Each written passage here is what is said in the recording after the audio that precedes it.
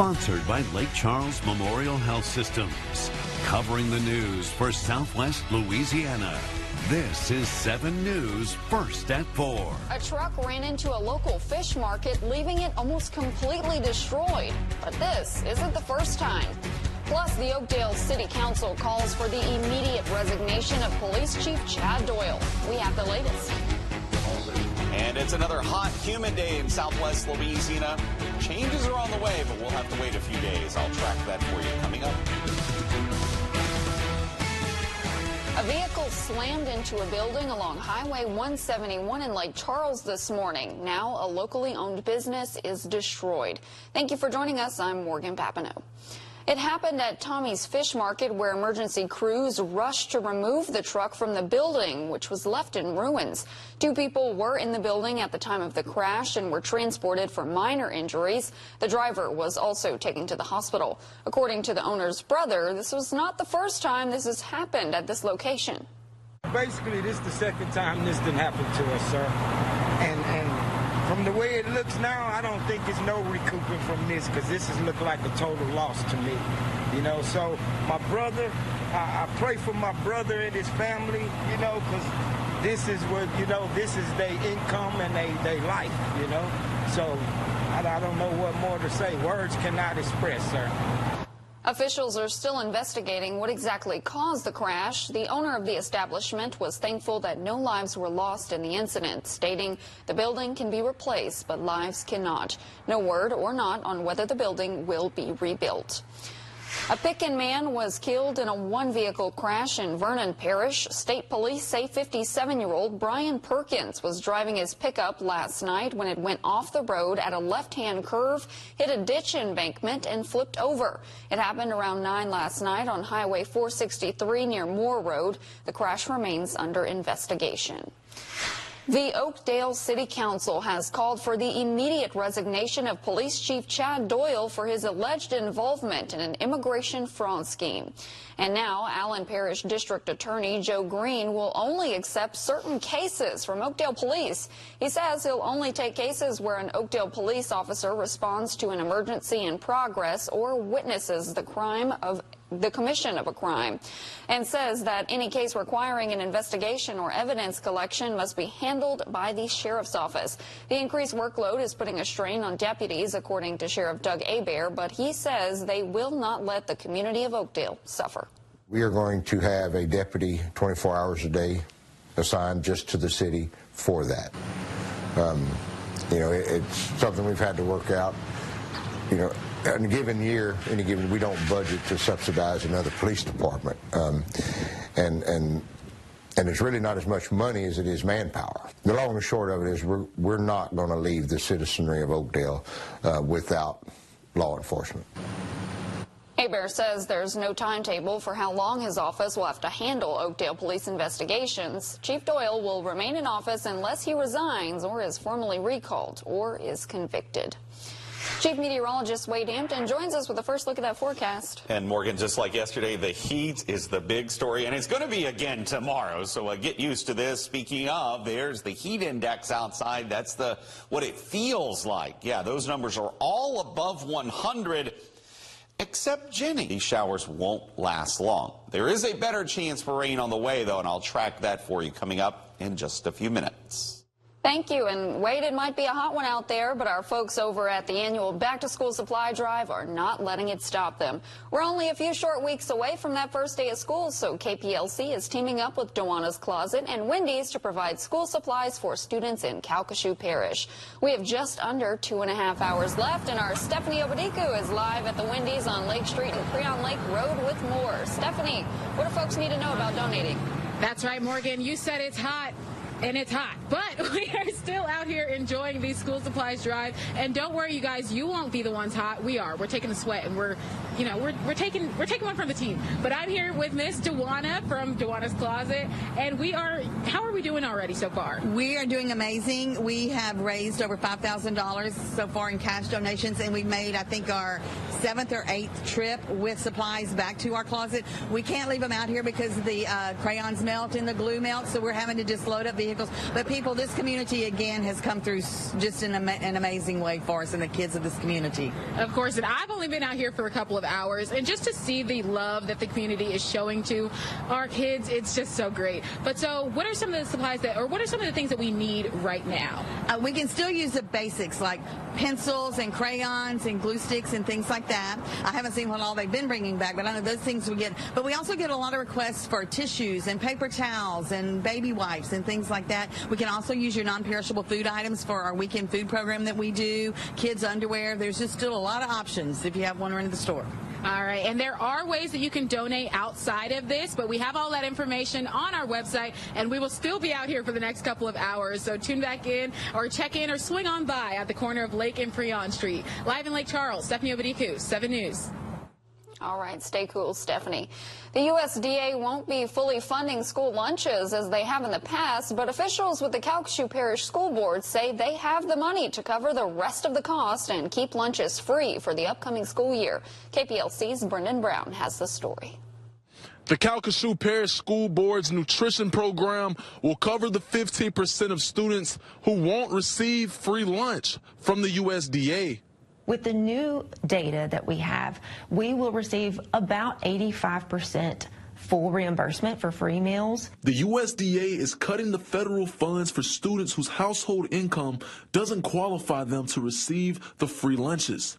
Dr. Jacqueline Richard, the school board's nutrition program director, says making sure students are receiving meals is a top priority. It's also helpful for households to not have to pay the cost of school meals and also not have to have the inconvenience of filling out meal applications every year. The school board still has money from last year's school nutrition program, which will be used to cover this year's free lunches. It's very important that our students are well fed for their physical health, their academic success. We know that, and we put value in the health of our students, and we want to show that in offering free meals for all students. Since Hurricanes Laura and Delta, all Calcasieu students have been able to receive free lunches. In Lake Charles, Brendan Brown, 7 News. Breastfeeding can be challenging, especially without a support system, but a local hospital is offering help, one class at a time.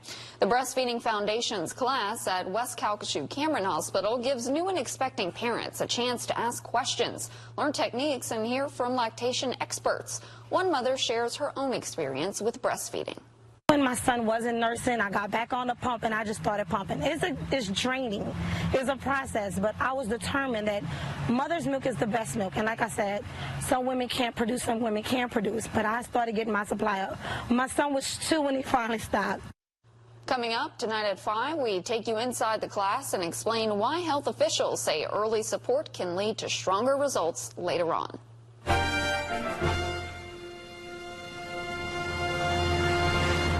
On this day in 1918, J.W. Stein was born. The Sulphur High graduate served in World War II before starting a construction company with a fellow bomber pilot. The business evolved into Stein Lumber in 1973 and now has 13 locations throughout the state. Stein died in 2020 at the age of 102.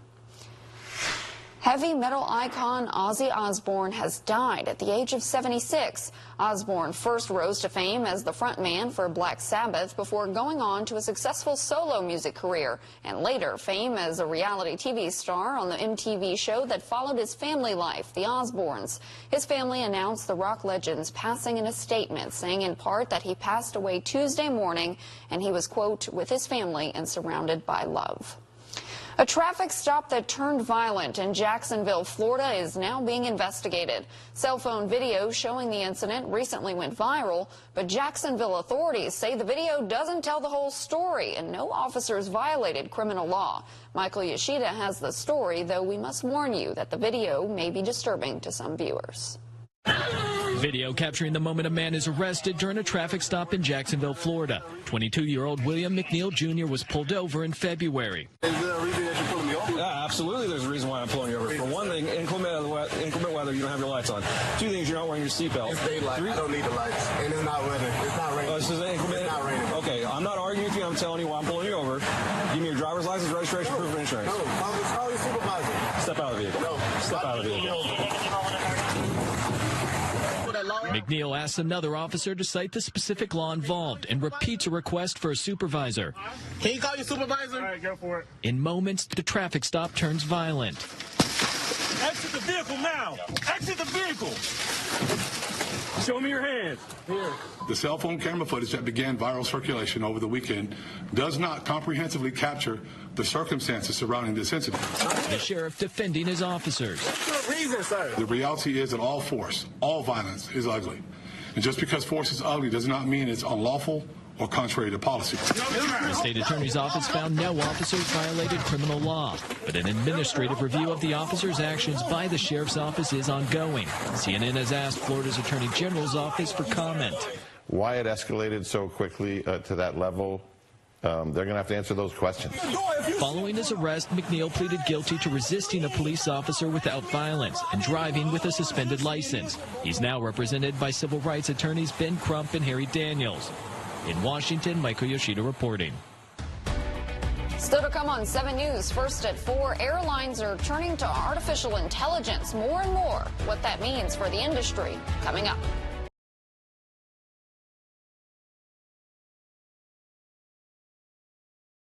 Babies' firsts are monumental. A first smile, first word, first step, first Christmas. And not all are the same. For some families, Christmas isn't always celebrated at home. Sometimes it's celebrated in the NICU. That was the case last year for one first-time mom, but this year they'll be spending their first Christmas at home. Now 1-year-old Cross, great-grandparents, and extended family are getting a special gift, meeting for the first time in person. Then I said we need to spell it C-R-O-S-S. I said it means salvation and hope. And that's what we're going to have, salvation and hope. And here he is today. Last year, Sydney Joubert gave birth at just 29 weeks. Cross was a micro-preemie weighing in at just over 2 pounds. He had to stay in the NICU for Christmas because he has a VSD. Well, he had a VSD, so they said he had to have a heart surgery. He was not strong enough to leave the NICU. He had to grow more. Fear, worry, sorrow, anger. Joubert experienced so many emotions, but through it all, the nursing staff made sure Christmas was still special. This year, the Pierce family is going through the same with their micro-preemie Anthony. So they have been very helpful, and just even decorating in here, just all the little things that they do. They did a little ornament for him yesterday with his name on it and Santa, so that Santa's watching over him in his warmer. We did a nice little construction paper with a heart with his footprints, so we gave it to my 7-year-old, so she loved that. Crystal Pierce also gave birth to her baby boy at 29 weeks, 2 days before Thanksgiving. Now they're spending another holiday in the NICU. This will be where Christmas is at this year. NICU nurse Maya Fontenot says they do their best to make it feel like the holidays, even with restrictions during RSV season and limited access to the babies. We have a very, very talented couple nurses in here that love to decorate, as you can see in our unit. They said they don't stop till Christmas throws up in here. Although Anthony's family is just starting their NICU journey and Cross's family is on the other side, they share similar advice to those who may face the same. I feel just have patience, and know that they're in the best place so that they can grow and develop. Everybody's just going through a hard time at the moment, so you just gotta be patient, have faith. The same faith that brought his son home. And so now he gets to be like a normal baby, his heart's doing good. The same faith the Pierces are counting on this Christmas.